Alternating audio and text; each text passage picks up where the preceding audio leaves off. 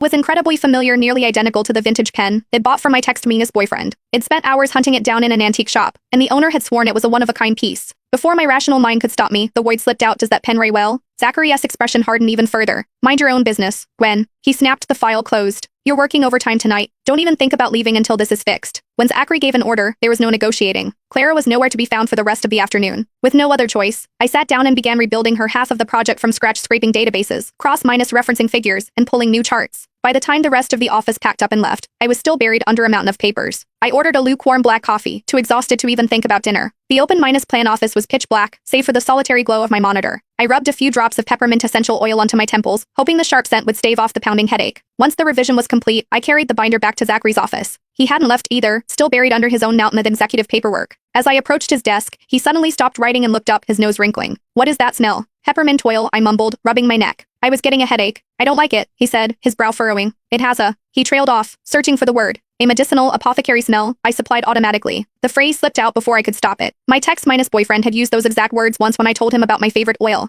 Zachary froze, his hand suspended in mid-minus air. He stared at me, a sudden, intense confusion flashing in his dark eyes. He rubbed his temples, his gaze locking onto mine with an intensity that made my breath catch. Where did you hear that phrase? He demanded, his voice dropping an octave. Before I could answer, the door burst open. Babe, you must be exhausted, I brought you. Clara froze when she saw me standing there. She was weighed down with glossy shopping bags from Saks and Chanel. So that was where her urgent client meeting had taken her. Oh, Gwen, you're still here, she said, her voice stopping the high-pitched baby tone. No thanks to you, I thought. Zachary skimmed the revised pages of my report, his expression unreadable. This is acceptable. It's late. Go home. I turned to leave, but as the door swung shut behind me, I caught the low murmur of Clara's voice. What were you two talking about just now? I was too tired to notice the sharp, calculating look she threw at my back. The next day at lunch, Zoe slid into the booth across from me, looking like a spy on a covert mission. She glanced left and right before leaning over the table. Gwen, there's a rumor spreading. People are saying you stayed late last night specifically to try and make a move on Mr. Harley. I choked on my salad, coughing into a napkin. What? It's all over the group chats. I know it's garbage, obviously, but still, only Clara and I had been there last night. Why would she spin a lie like that? Shaking it off, I tried to focus on my work. Later that afternoon, I walked up to the executive suite to turn in the final contract specs. The heavy wooden door to Zachary's office wasn't fully closed, and Clara's voice drifted out into the hallway. Babe, you've heard the rumors, she was saying, her voice a soft, dramatic purr. Honestly, I think letting Gwen go might be the best way to protect her reputation. And yours. She's been with the firm for 5 years, Clara, Zachary replied, sounding exhausted. I can't just fire her without cause. But her work has been so sloppy lately. Most of the project we just turned in was actually done by me. If she leaves, it clears up the gossip and we don't have to worry about her bringing down the team's metrics. I didn't wait to hear the rest. I walked back to my desk and quietly began packing my personal things into a cardboard box. 10 minutes later, an email from HR landed in my inbox. Termination of contract. Ren, can you take a look at these client files? Our department director asked,